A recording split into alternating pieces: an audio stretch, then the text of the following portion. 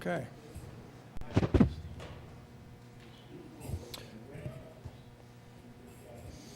Okay, welcome everyone. We're going to call the meeting for Environmental Services Utility for Monday, May 16th, 2022 to order. At this time, is there any public comments? Seeing none, we're going to go on to roll call. Just so everyone knows, because we have the windows open, I'm going to keep department head microphones off and the center one off until someone speaks. Sometimes you get the wind blowing over the microphone, so we'll just keep them that way. So, item 2, roll call. Present.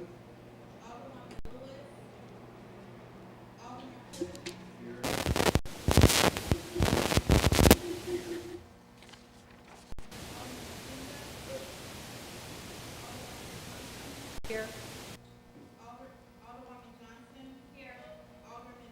Present. Okay. We do have a quorum. Next, we'll move on to item 3, approval of the minutes from April 18th, 2022. Is there a motion for approval of the minutes? So moved, Mayor. We have a motion from Alderman Osinga. Is there a second? We have a second from Alderman Prude. Any questions, comments, changes, or additions to the minutes? Seeing none, roll call.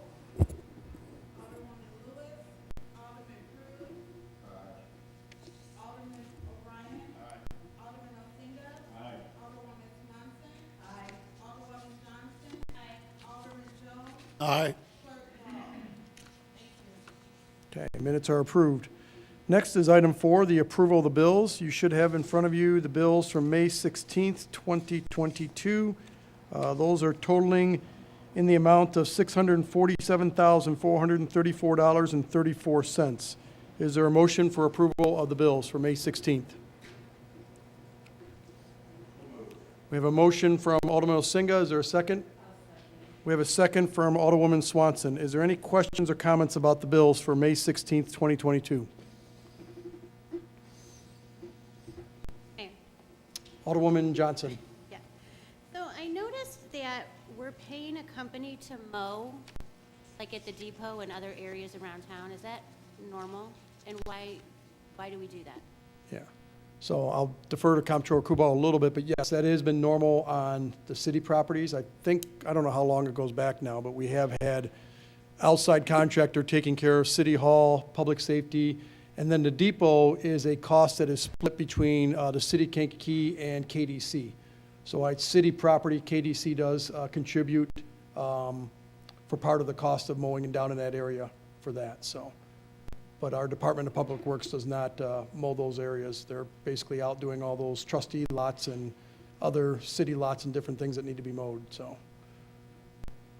But I don't know how long that goes back. Okay. Okay. Just, This month's bills will be a little larger than normal, you'll notice, because this is when they do come in. The amount of mulch that they bring in for this property for the administration building is significant. I want to say trailer loads of mulch come in multiple times. And again, the depot, when they did all that down there, there was a split cost there, and then the city did split the cost with the mulch with KDC down by the depot area. Go ahead. Let me turn you on. Hang on one second. Go ahead. They do more than that. Yeah. There's fertilizing and, like you say, mulching and things. It's generally a higher standard of service than historically we've been able to provide. So that's, in a nutshell, why they do that. I know this spring they did come in along all the sidewalk edgings at the property buildings. They raked those all out where the dead grass was. They put down, I call it the straw and seed to try and grow the grass back along the curbs and some different things. So I kind of saw the same thing this year. I was like, wow, that's a lot more work than I put in my own yard, somewhat. No, just kidding. But no, it's good just to try and make everything look good for the coming out of spring. But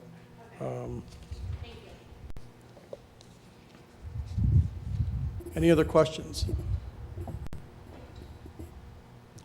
Okay, roll call.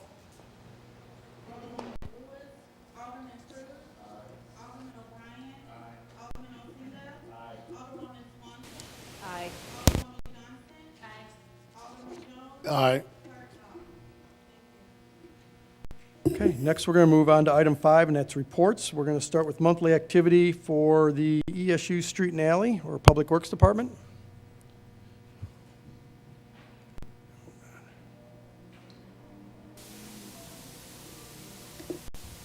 Folks, the bulk of it's in your report.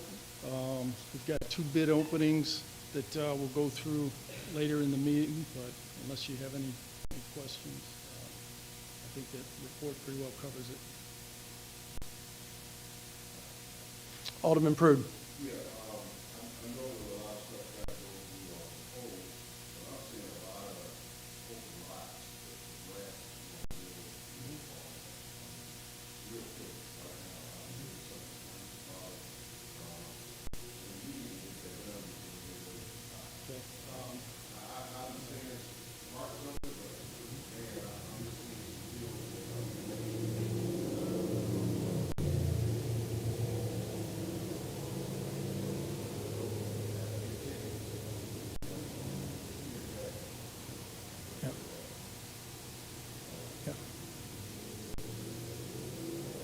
Alderman Jones.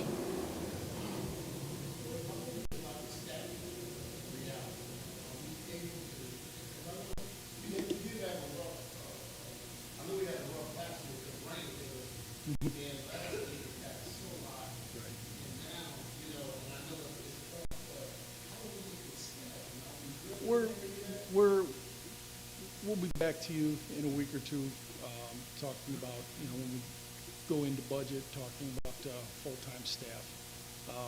As far as the mowing, where we're feeling it now is that we're a couple weeks into the season, but we're not there with seasonal staff.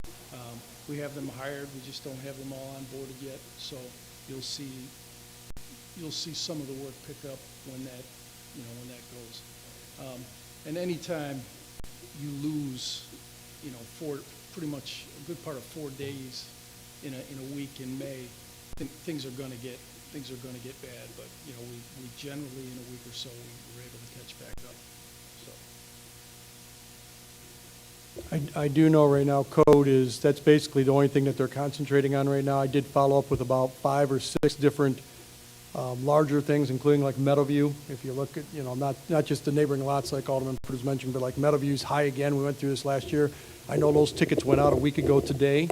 And so if they don't get it, I haven't driven by today, but place to call into the company, some other things. So I do know that's all they've been concentrating on is, and we've been trying to get them to actually get out of their car and knock on some of the places that we know are occupied to say, can you just take care of it? Including myself. I even went to Family Dollar today and just said, hey, you need to mow your lot. I mean, I've mowed my lawn 5 times and it doesn't look like you've mowed yours once yet so far. So we're just trying to, I know it's not probably what we're supposed to be doing, but I think as Alderman said, but we can go in and start knocking on some doors and helping code. But they are issuing the tickets and they got that 7-day window that they're dealing with. Alderman Marzak? I'd just like to say, in the wintertime, we get a lot of potholes, and, I seen your crew out in my ward today, and I stopped. I appreciate it, and a couple constituents asked me about the holes, and, I didn't even call them yet, call you guys, so I appreciate that you guys came out and took care of that. Go ahead.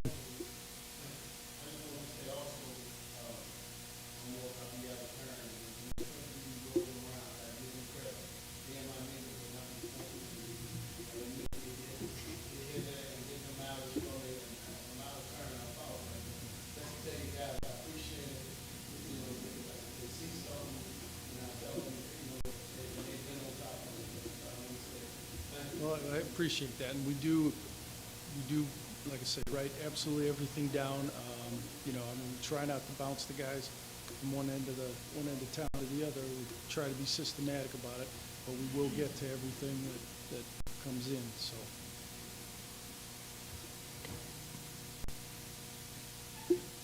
Is there any other questions or comments for Mr. Doyle?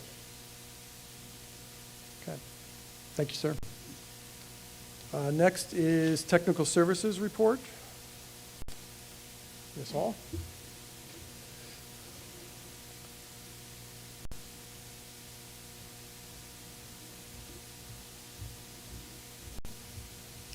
Thank you, Mayor.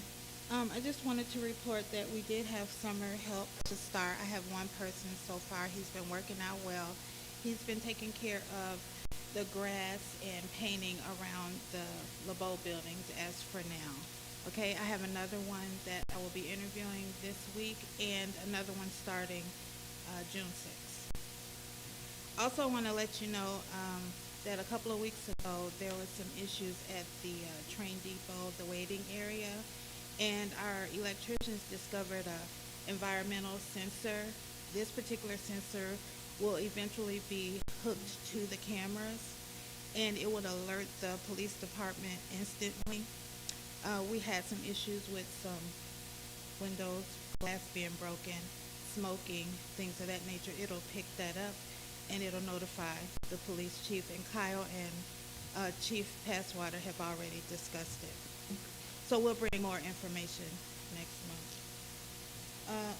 Last but not at all least, I just wanted to let you know, I shared with the mayor and Elizabeth that the library is done, the post application has been done, and the incentive for $38,889 is being issued back to the city of Kankakee. Thank you. Do you That's have any questions? that's a big job for the library, for the team getting that all done, and then having that turn around with almost nearly 100%, not quite 100%, but pretty darn close to 100% rebate there, correct? Mm-hmm. Yep. Thank you. Mm-hmm.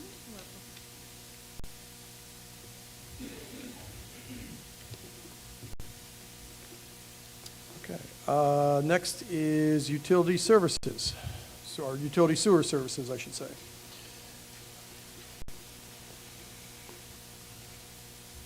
It was a busy month in terms of sewer calls. We had 11. That's quite a bit more than we've had in the last few months.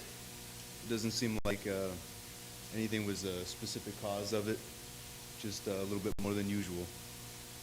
Everything else, I've got kind of spelled out a little bit of pictures in there. There's a couple of things that I want to touch on in more detail. I spent a lot of the morning down in the wet well of Stone Street with the lift station crew and J.J. Henderson. They were on site to take a look at the roller bearings. If you remember, some time ago, a few months ago, we had those issues. They're now in a position where they're ready to do the fix. So we were doing a little bit of last-minute coordination, just a couple more things that we got to work out, and they should be on site soon to do that repair. The MS4 that is due on June 1st, that has been started, made good progress. We'll hit the deadline for that, no problem. Ferc, the Federal Energy Regulatory Commission, was on site today to take a look at the hydroelectric plant and the dam. We did a walk around, walk through. There was a couple of things that they kind of noted that we need to work on. One of them was the dam safety surveillance monitoring report plan and the owner's dam safety plan. Different, but kind of similar. This is something that I can take care of. So we'll get that taken care of and reported to Ferc.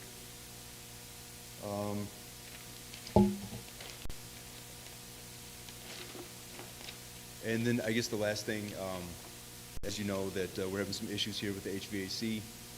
Working on that. I think we got a good fix. Still getting the last few details worked out.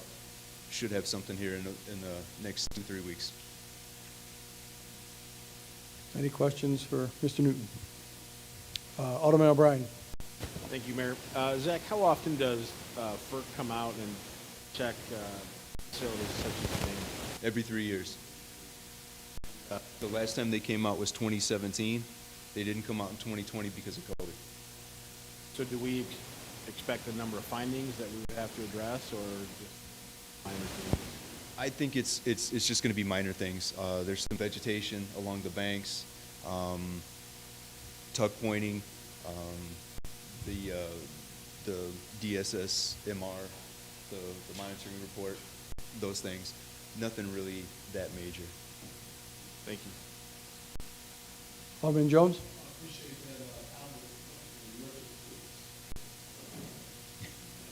You're very welcome. Any other questions? Okay, thank you, sir. Next is our lab services. Ryan is not here tonight, so the report is in there. Is there any questions that anybody might have with lab services right now that Mr. J may be able to answer.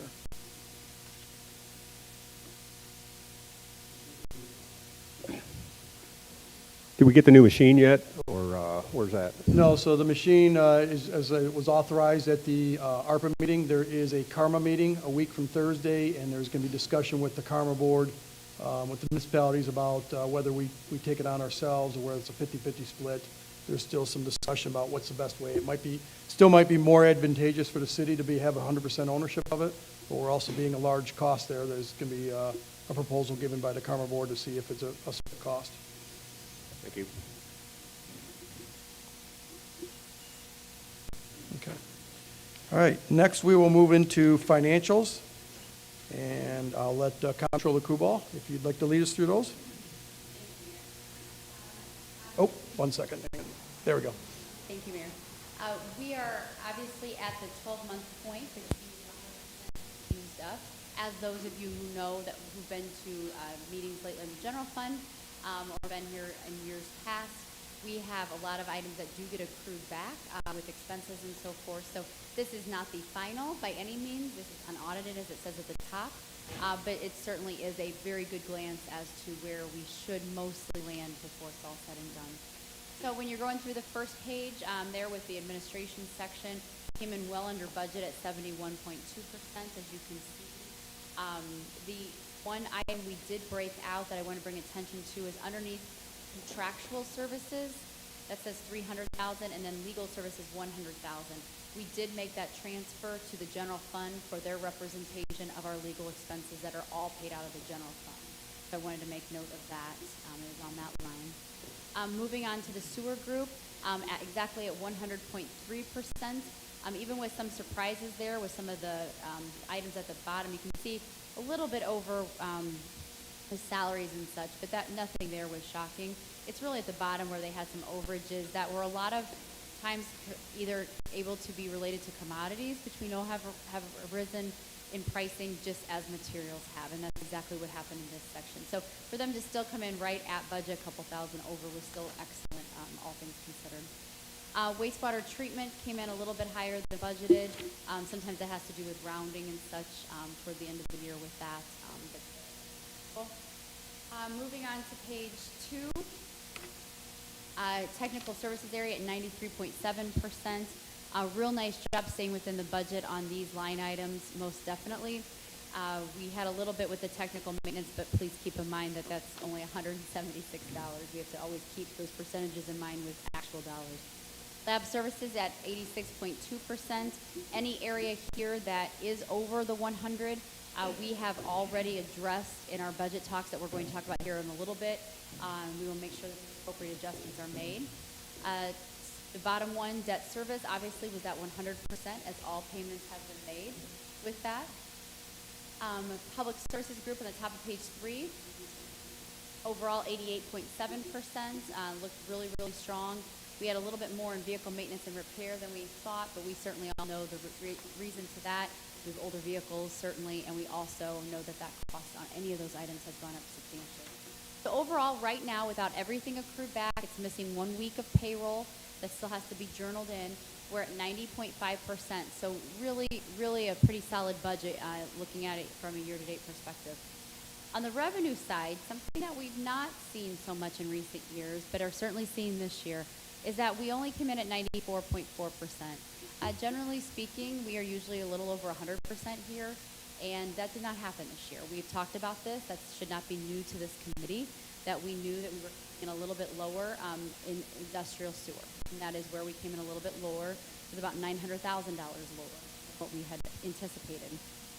Luckily, the residential commercial sewer was a little bit stronger than we anticipated and came in at 105.1%, and solid waste fees were higher as well at 103.7%.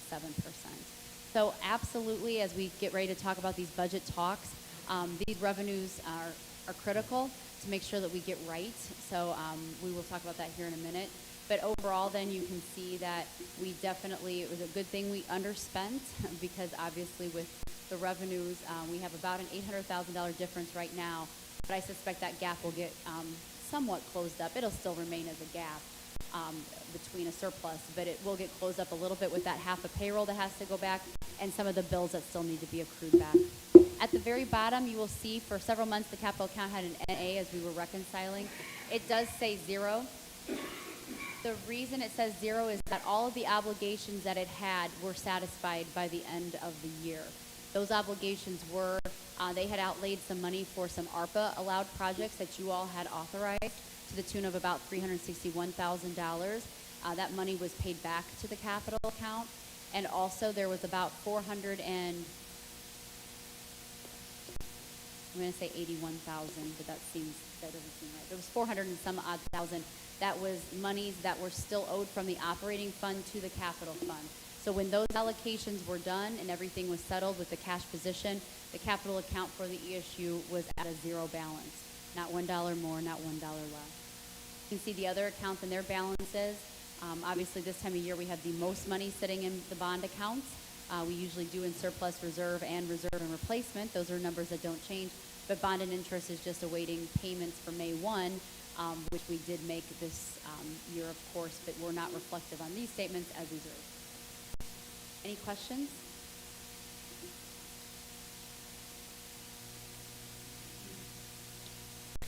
Thank you, Comptroller. Okay, we'll move into item 6, old business, there is none. Item 7, unfinished business, there is none. We're going into new business now, which is item 8. We'll start with item A, and that is the salt shed repair and replacement. Mr. Jay, if you can kind of explain what's looking at here and what will be forthcoming to this committee. Yep. This item is on here for informational and discussion purposes at this time. We have a salt shed down at DPW that the roof trusses are cracked and all but failing at this time. I'm getting a little worried about using that salt shed at this point. Dennis had some plans put together earlier in the year to repair the concrete foundation / walls, and then also a plan to possibly have pre-engineered trusses put back on top of it. At this point in time, we'd like to put it out for bid, possibly with 2 alternatives. One is to put the pre-engineered trusses up there, and the second, which I believe may be a little more economical, would be the canopy or tent-like structure like we have on the other 2 salt sheds. So we would, in the next week or 2, like to get that out for bid so we at least have those numbers. And we're kind of feeling time is of the essence on this project. So in my mind, I'd like to push it ahead on our capital budget once we know what those numbers are. It is unsafe. And then the other thing is we have an opportunity to still get a large amount of our salt on last year's contract, which is probably going to be much more economical than what we see the upcoming year. So that's for that reason I'm trying to move this project along. And with that, I'll open it up to any questions.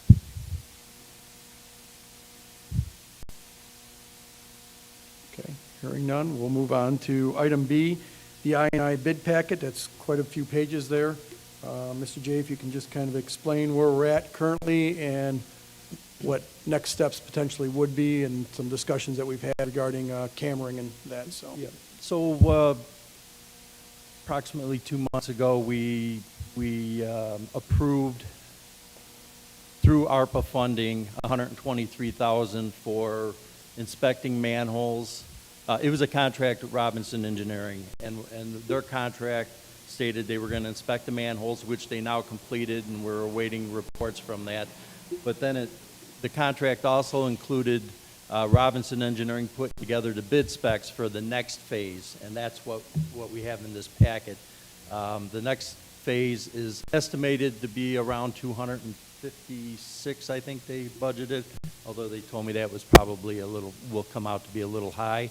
And that is for a outside vendor to televise and clean and televise the lower Riverview watershed, same watershed that they just completed the structures on. There's been a little misunderstanding that some folks thought that this was included in that 123 contract, however, it is not. This is simply the next phase of the overall I&I for the lower Riverview area.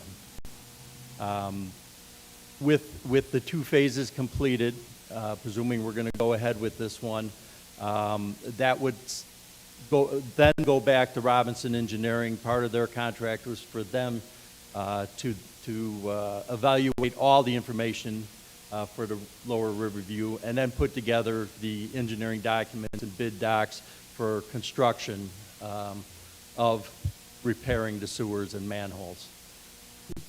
So I guess what we would like to see is this recommended to ARPA for funding of the $250+ to get this phase 2 of the analysis done on the lower Riverview.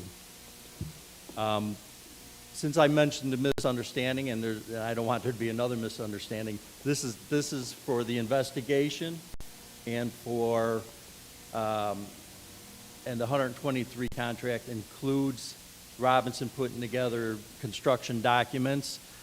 It's probably estimated at that point somewhere between $1 million and $1.5 million in repairs to that lower Riverview area. That's probably the ballpark of the findings, how much it'll cost to actually repair that area. So we need this in order to get to that point. With that, I'll open it up for any questions. One of the things that's kind of interesting right now is Zach has been sending several videos to me, and I'd be happy to share those with people. The amount of, we'll call it groundwater, that is infiltrating into our system right now is, it's like a running hose in lots of different areas. You'll see like 2 different areas where it's just like imagine your hose of your house where just groundwater is constantly just running into these sewer systems or these storm sewer systems. So there's quite a bit of, I was amazed when he sends a video every time. This is another one. Here's another one that's just got water running into it. I'm like, holy cow.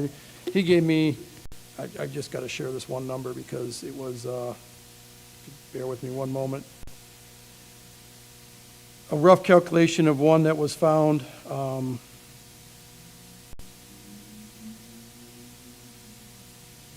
apologize, Zach. I thought there was.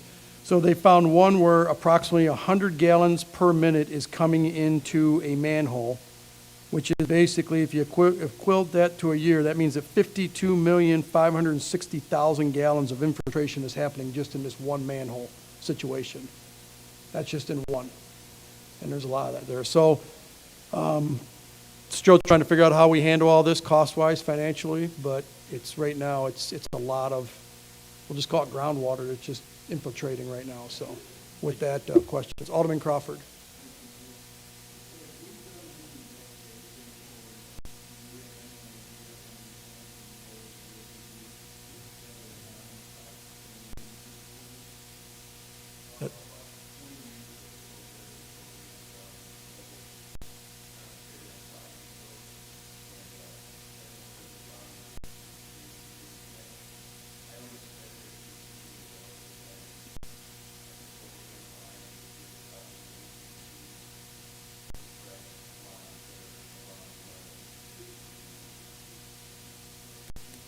But it is anticipated that smoke testing will be another phase of the investigation to be sure that we do or don't, hopefully don't have those connections.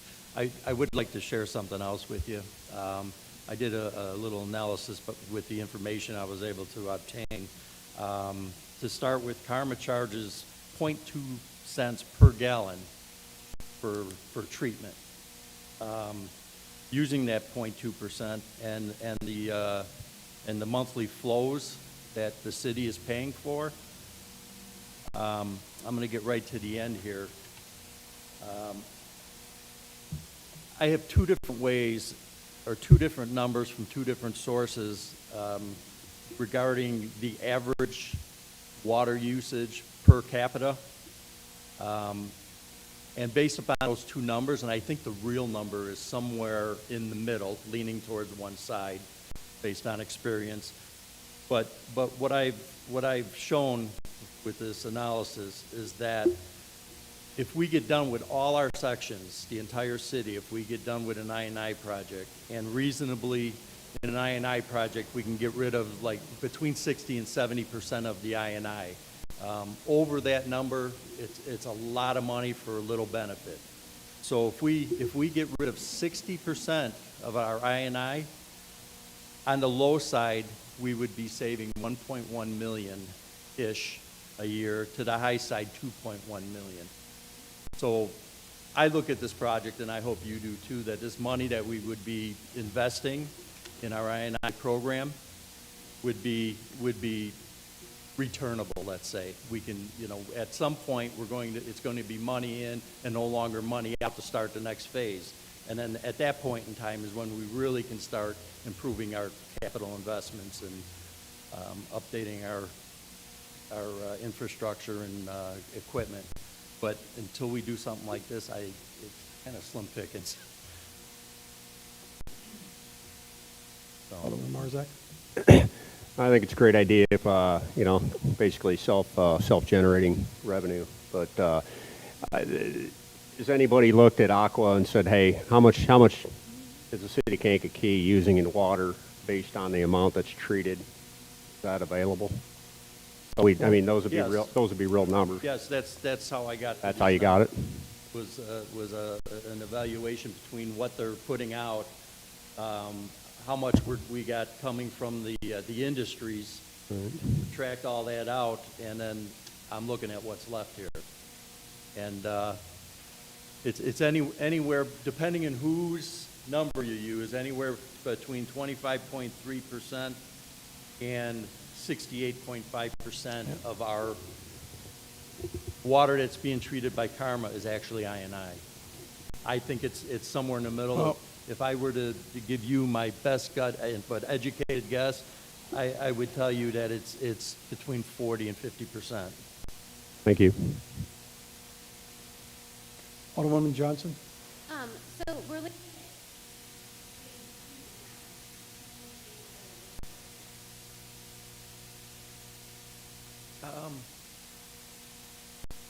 Phase one was the manholes. Phase two will be the televising the laterals, the mains.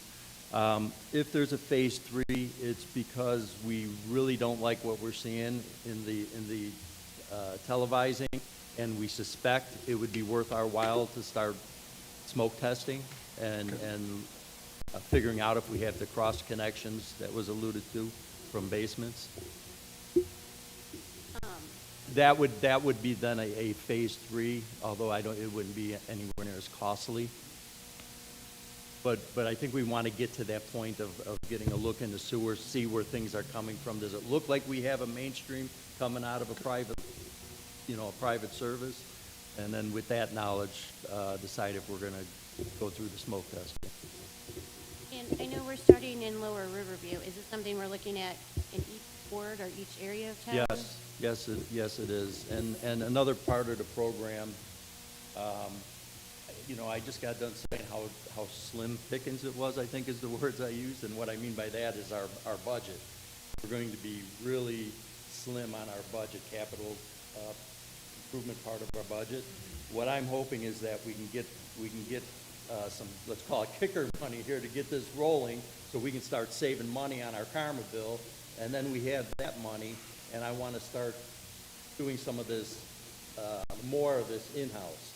If we can get, a little bit updated equipment and a guy or two in-house, I think the later half of this whole project, we might be able to be doing mostly in-house, except for the construction out there.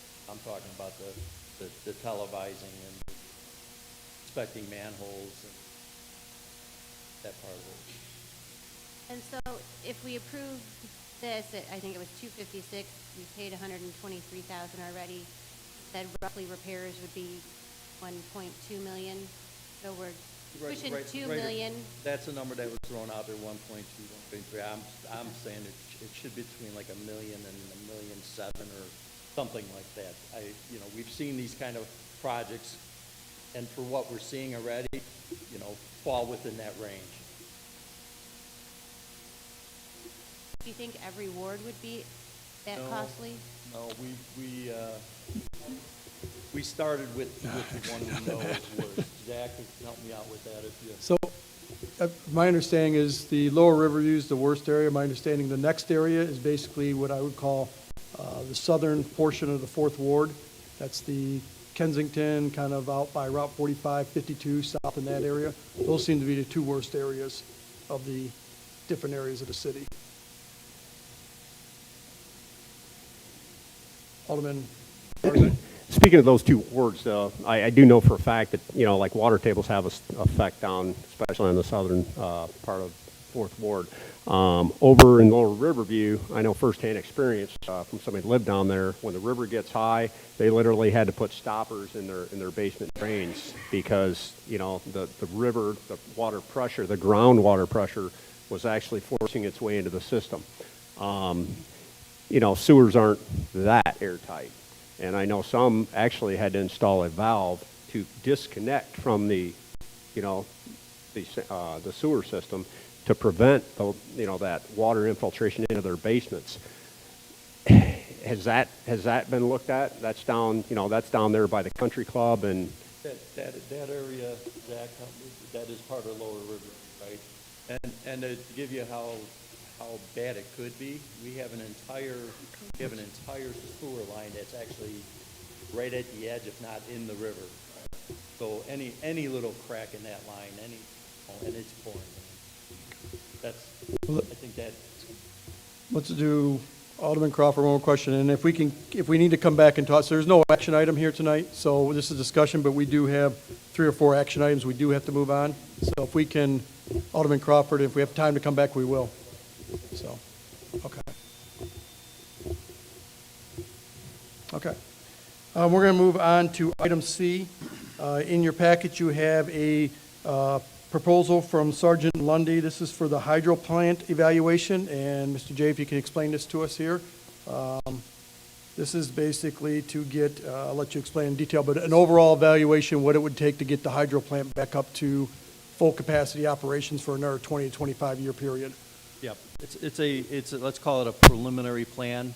What we don't want to do is start fixing parts of the hydro, you know, trying to get it to the extent of getting it fully back up and going, and then find out we have, you know, we have a plenum or one of the housings that's wasting away from the inside, or we have cracks in the foundation we really need to worry about. So they're putting together a program to guide us through looking at every piece of it and evaluate where we are today holistically. So once we get going on it, you know, we know everything about it. The other part they're going to do, they listed 5 phases. If you look through this, they got 5 phases of the preliminary plan that they're going to do. Each one is like $4,000 to $5,000, and one of them is a preliminary analysis of how to connect the plant straight up to the ComEd grid. You know, right now we're shipping it down to the Karma facilities.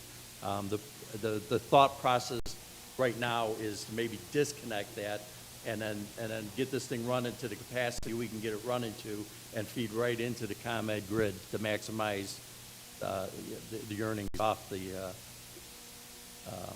facility. So this contract is for $19,500, and it's to have Sergeant and Lundy guide us all the way to the point of then proceeding with contract construction documents to do something with it. Which whether you know, and I think we're seeking grants for it. But even seeking a grant, here we'll have some real numbers, you know, preliminary numbers of what we would need to see. So we're looking for a motion for approval of $19,500 for this contract. We have a motion from Alderwoman Swanson. I'll second. There's a second from Alderwoman Johnson. Is there any questions or comments? I did speak with, just real quickly, I did speak with Senator Joyce, who's trying to tap some money for us and different things, and he said these numbers would greatly assist his plan to trying to secure some dollars. So I did have that conversation with him last week. So, roll call.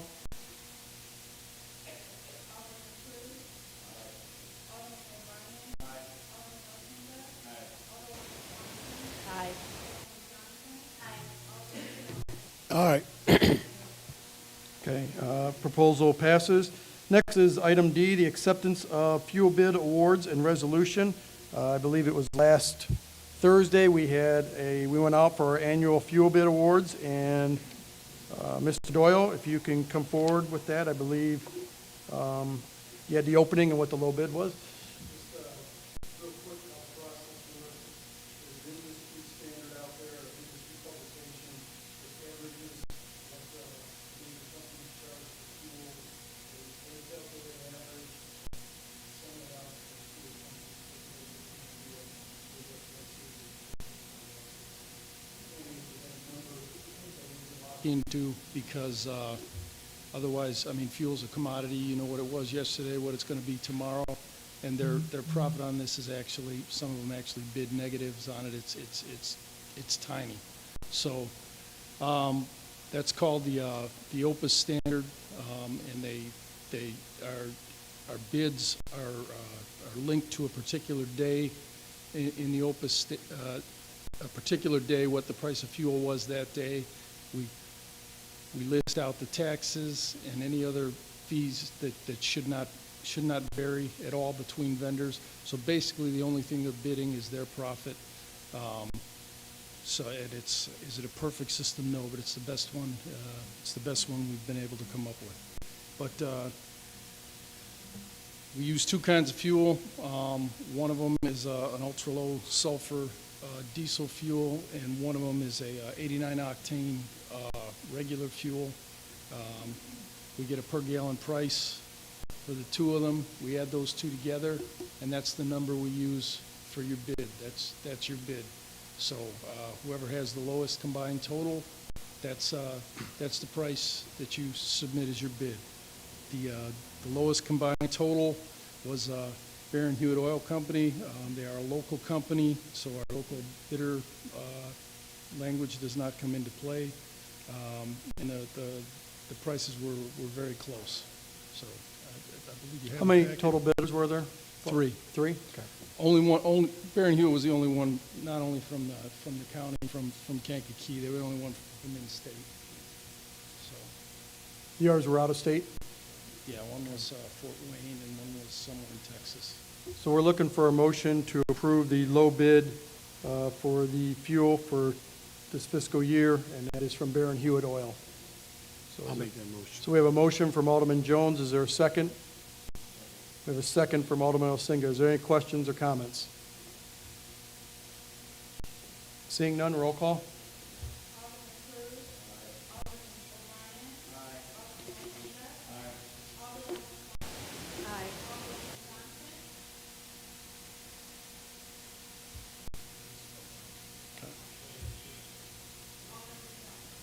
Aye. Is that, we got 1, 2, 3, 4, we do have 5. Okay, so motion passes. Thank you. Next, we have item E. It's the acceptance of a bid for 3 dump bodies. If you want to stay here, Mr. Doyle. So we had, these are the dump bodies that go on the back of your dump trucks, correct? Yes. That carry all the, everything that you need to carry. everything. Little history on this. Used to be that you could get one of our large trucks and the dump body on it would last 10, 12 years. You'd change it once, and by the time the second one wore out, the truck was pretty much wore out.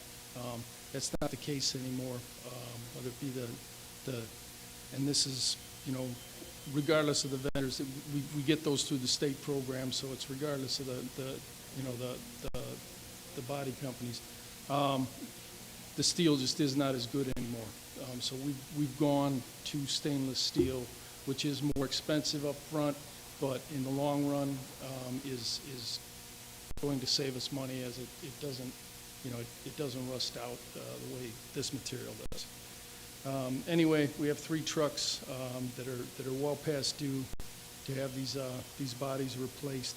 One of them's a tandem, 2 of them are single axle trucks, and you'll see those listed in that bid. We had one bidder, again, a local company, Kankakee Truck. They're over there on Eastgate in Kankakee. We wrote the specs pretty tight, but, you know, anybody you know, there are other companies out there that handle these types of things that should have been able to bid. But the prices on stainless steel, and the availability and everything else, it's like everything else, you know, trying to buy a car or a truck now. You know, it's very hard to find you know, vehicles and components and whatnot. So, at any rate, we have, we got one bid. We think it's the best price we're gonna get. And that for the combined total for the three of them is $93,621. Is there a motion to accept the low bid of $93,621? I'll make that motion. We have a motion from Alderman Jones. Is there a second? We have a second from Alderwoman Swanson. Any questions or comments? Roll call. Aye.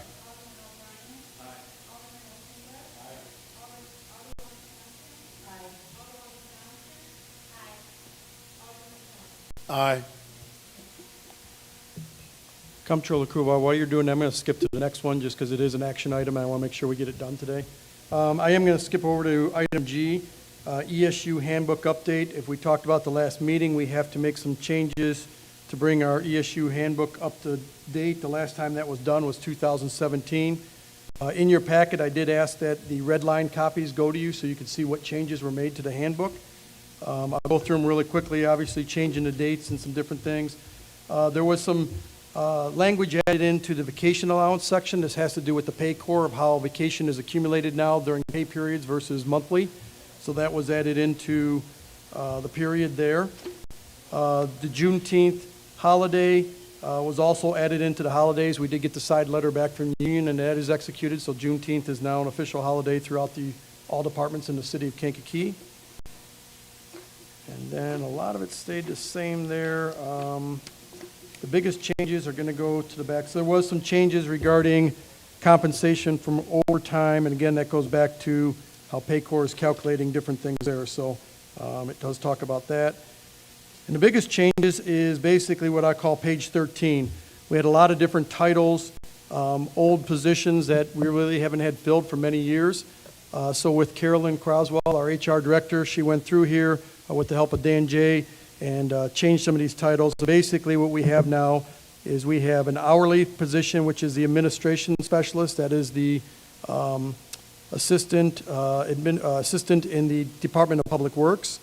The computer specialist, which is our IT person that works with the police department, handling all their FOIAs and different things. And then all the other positions were moved down into the salary positions because that is how they are paid. The adjudication director, Mary Lou, as in-house counsel, handles that. We don't have someone hired within ESU to do that, so that title was eliminated. And assistant city attorney, that was where Pat Power used to be. That was also eliminated. If those need to be changed in the future, we just bring those back to this committee at that time. The assistant comptroller is still in there. That one's one that goes unchanged. Human resource specialist, that is HR's assistant, similar to administration specialist. That is Asia within the HR department. That would be in the salary underneath ESU. Utility GIS operations manager, that right now is Zach, and that remains unchanged. There was a laboratory operations manager. That remains unchanged also. Ryan's current title is not laboratory operations manager. It's a different title. We're going to correct that to bring that up to how it should be with the ESU handbook. That would be a correction.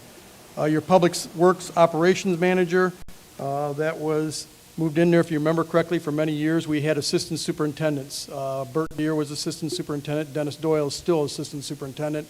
The ESU handbook had phased a lot of those positions out over the years. Several people within the sewer departments were assistant superintendents. So public operations manager was added in that place there, and that is Mr. Lopez. Service director, that is our IT. That was listed up underneath hourly, and that was moved down to salary. And the network administration computer specialist, same thing as a salary position, is down there. The technical service operations manager, that was not titled. That's why we brought this back along with these other changes. It's been listed as administrative manager. That is the position that is Ms. Hall is in currently right now. However, it didn't have the proper title there. So in order to assign a proper designation or title to that position, we have to change the handbook first. So we've changed it to be along with DPW, along with the lab services, along with the utility, sewer, GIS operation services, and then technical would also be considered technical services operations manager, and that would allow for the appointment of that title. Underneath supervisoral, we have superintendent, which is Mr. Dan J., and there is also cistern superintendent, which has been remained unfilled for several years. We kept that position in there. There is no intentions at this point to fill that for several different reasons, with budget constraints being the number one. But we did keep that position in there if someday that position makes sense to put that there. And we actually need to keep it now because that is what Mr. Doyle's titled as his assistant superintendent, so that needs to stay there for now. So we're looking for a motion to make these changes to the ESU handbook. We will then come back to the committee with proper title changes to staff and different components in it now that we get the ESU handbook changed. So I'm looking for a motion for approval of the changes to the ESU handbook. We have a motion from Alderman Prude. Is there a second? We have a second from Alderman Osinger. Is there any questions or comments? As I mentioned, there's a few that had to do with the pay core changes, but most of it has to do with titles and clarifications of salary versus hourly. See? Yes, Alderman Prude.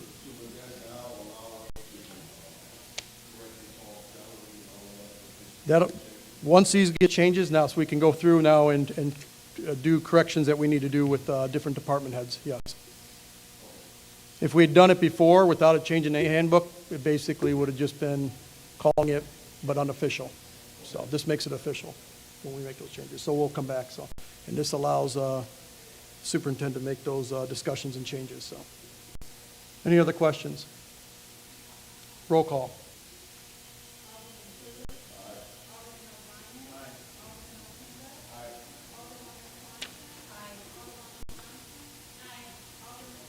Aye. Okay, that motion passes.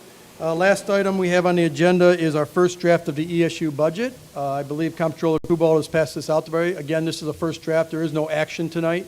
We will come back with, you'll see, we have some numbers that have to crunch to try and make this a balanced budget, but I'm going to let Comptroller Kubal kind of gloss over some of the highlights. So. Yeah, basically tonight you've got the first draft, like Mayor said, in front of you. The big picture right now is that we're about $500,000 negative right now, trying to find out how to get this balanced. We have a couple of ideas. We're going to start with a review of salaries, make sure that we have all the longevities properly calculated and things of that sort. And we also need to do a deeper analysis once again into revenues. And then once those two items are done, we will be able to bring you the next draft. I wanted to thank Dan for his efforts on this budget. For a first time, he did a really good job, and we've got some work to do, but it's nothing too daunting, and we've got some ideas of some other places, possible operational expenses that maybe we can tweak a little bit along the way. So we are working on it, and certainly call with any questions. So the good news is Comptroller Kubal mentioned, expenses were kept down really well last year, so that's good. But as you also saw in the earlier financial reports, income coming in is not to where it used to be or was budgeted at. So. And sorry, Mayor, to interrupt. Yes. The increase